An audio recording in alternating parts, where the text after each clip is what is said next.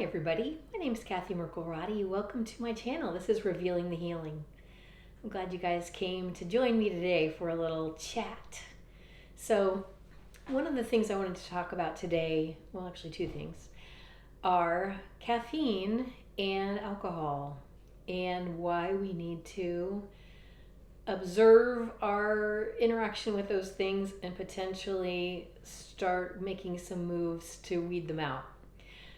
So if you're dealing with any symptom in your body, both of those things are probably not great to have in your daily routine. So I'm talking from experience here because I think perhaps a couple of the contributing factors for my chronic illness that happened back in 2018 was daily use of both of them. So I had gotten in a really bad habit of drinking every day.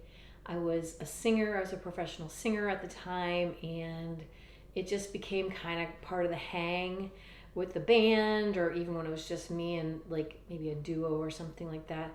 We would, have some drinks when we were at work. So that kind of got onto a little bit of a slippery slope. Then, of course, when I was at home, then I'd have a couple of drinks with my husband, and you know how that goes. So, and then of course, like my caffeine intake always was, I was always sensitive to caffeine, but I also had to have it.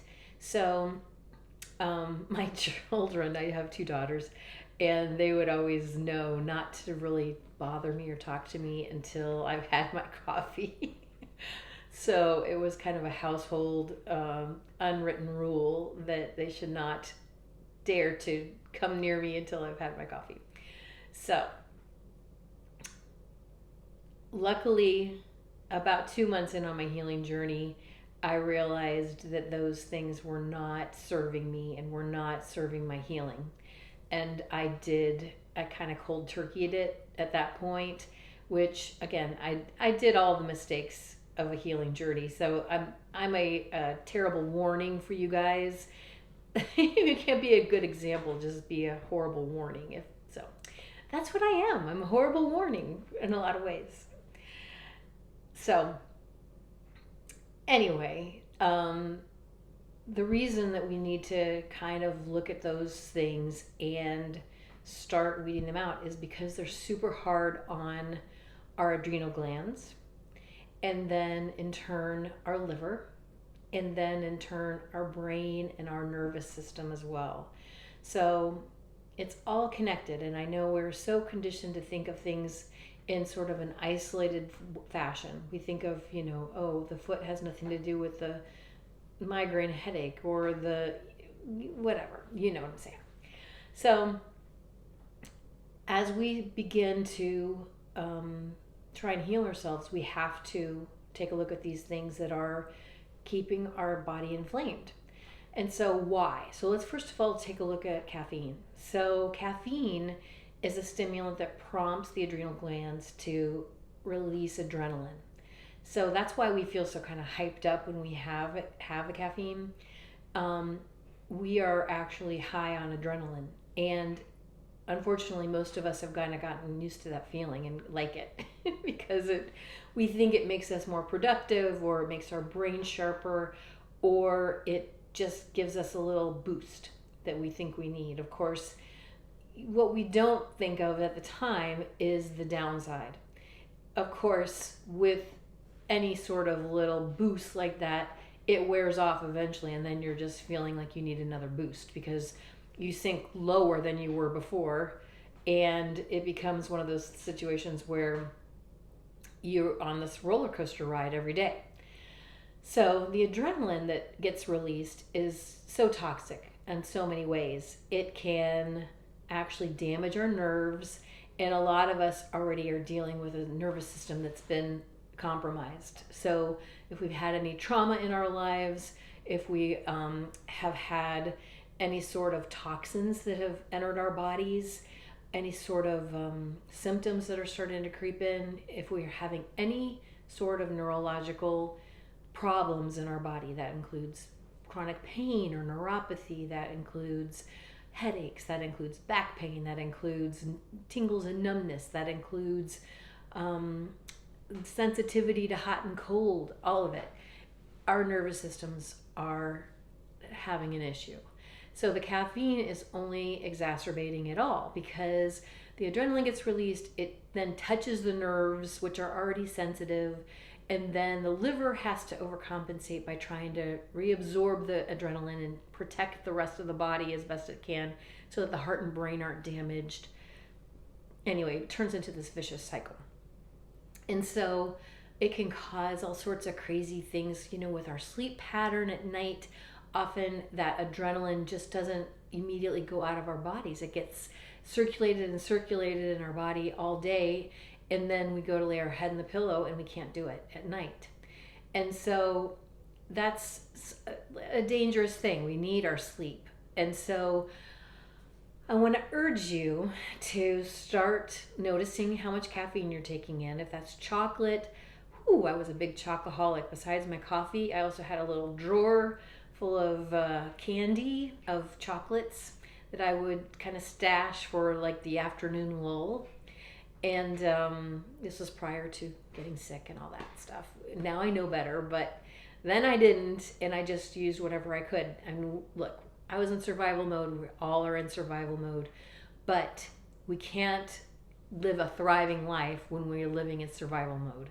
So something has to give, and we have to start making some of these adjustments. The liver has absorbed the adrenaline, and then that becomes a chain reaction. And so then the liver is unable to do its duties anymore because the adrenals have released so much adrenaline.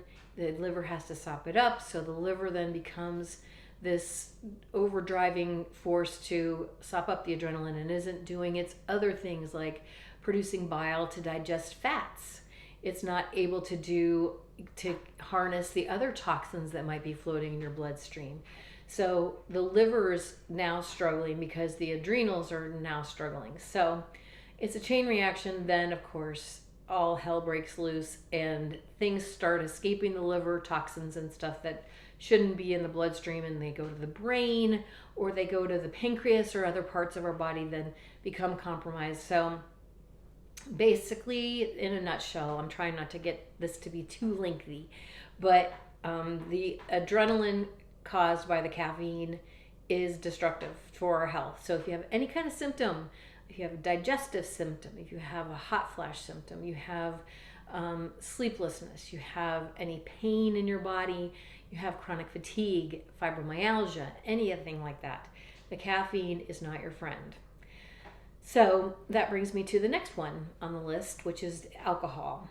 And so similarly, the alcohol prompts an adrenaline release as well because it actually fools the body into thinking that it is sort of a sugar source for us, but honestly, our cells are not really able to utilize the sugar in the alcohol. So the adrenals have to kick in again and compensate for the lack of sugar in the body. And so, of course, then that we all know what that leads to. But then also, a lot of the neurons and the things like that that are in the brain need glucose, need a constant stream of glucose. And when the alcohol hits our system, it counteracts the glucose that is in the system and makes it more unavailable for the brain to absorb. And then neurons get damaged. So I don't know about you, but I remember even in high school, I knew that drinking alcohol was killing brain cells, and we used to kind of joke about that. Something that we don't want to do, especially if we're dealing with any sort of neurological issue, which I was for several years. And I honestly think I have noticed a correlation between people who develop neurological disorders and their pattern of drinking prior to having that disorder come to light. So if you start paying attention to other people's stories, about that, you'll notice that there is a correlation between heavy drinking or regular drinking and neurological things that happen to them. So, of course, both of these things are highly addictive, and they're so entrenched in our culture. So it's not the easiest thing to actually get rid of. But what I want to urge you to do in order to do it is to bring in tons of fruit and leafy greens and celery juice if you can, because all of these things help to keep the steady flow of glucose and the minerals that your brain is actually craving. When you get the craving for caffeine or for alcohol, your brain is actually just wanting glucose and minerals. So when we keep a steady flow of that in, then at least the physical need in our brain is being met. And so hopefully it's easier for us to do some behavior modification and realize that we need to start replacing those behaviors with other things. So luckily for me, when I cut out caffeine, I had already started my celery juice in the morning. And so honestly, that was a transition for me that made it much easier than it would have been otherwise. I think if I hadn't already started drinking celery juice every day, it might have been harder to quit the caffeine in the morning. So that is one tool in your toolbox that you can use. Of course, when you're wanting to drink alcohol or you're wanting to drink caffeine, just eat a piece of fruit. I think things like dates are amazing because they give you a powerful punch of glucose and potassium in one little shot.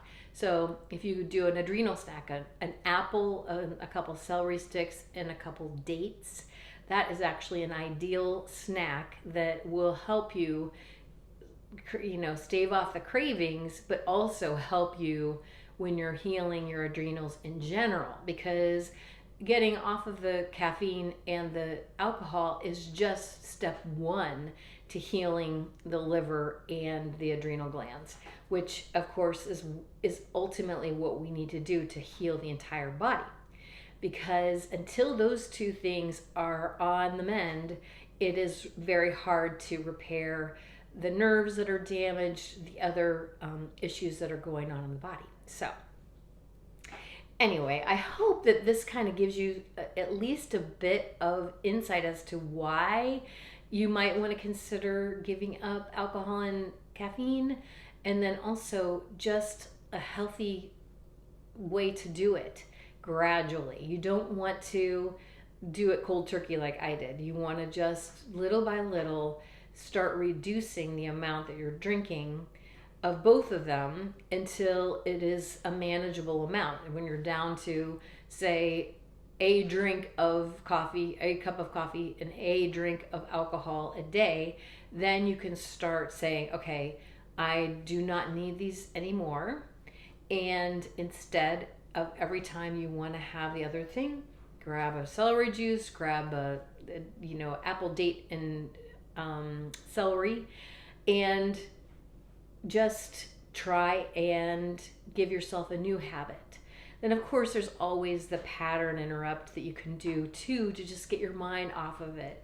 So when we have negative thoughts or we have destructive thoughts or things that we want to do, like drink alcohol or caffeine, it's important to just give us a hit of dopamine a different way, right? Because that's what we're looking for. We're looking for that little boost. So if there's something else that you enjoy, if there's a funny video you like to look at, or if there's if you like to play with your dog, or if you like to, I don't know, do a silly dance, sing a song, I don't know. There's a bazillion things. You can just go outside and watch the birds for a second. There's so many things you can do to just enjoy and boost your mood and realize that you don't need the caffeine and the alcohol to help you get there. So these are all just little things you can do. It's just again, baby steps. We're just trying to do 1% better tomorrow than we did today. And look, we're on a journey. We're on a marathon. We're not on a sprint. So it's not something that you necessarily are going to conquer in a day. But if you're moving in the right direction, you'll start noticing. I mean, one good thing about giving up alcohol, of course, is just that sluggish, horrible feeling in the morning.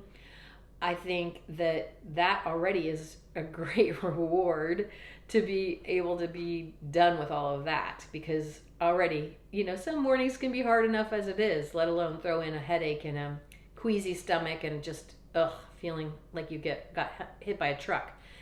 So anyway, I hope these are helpful tips to you guys. Of course, I've been there. I know how hard it is. I know how much we're entrenched in those habits in our society. But, this is the chance for you to be the exceptional person. And if you're going to heal yourself, you are the exceptional person. I know you can do it. I did it. If I can do it, anybody can do it. So just keep that in mind as you're moving through your healing journey and attempting to implement some of these changes. So, of course, you guys, also I just wanted to mention, I'm doing a flash sale.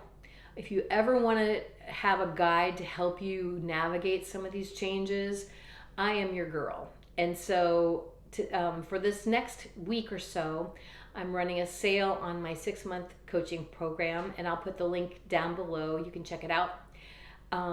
It's nice to have somebody who's been there help you through the transitions.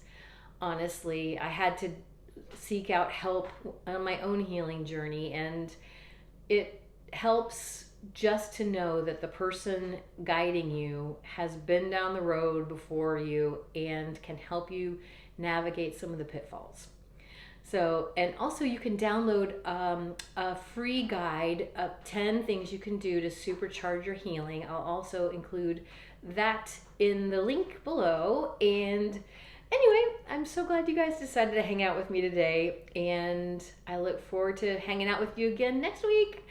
I will post videos every week at 5 p.m. Eastern Time on Friday. So we'll talk again soon. Love you all.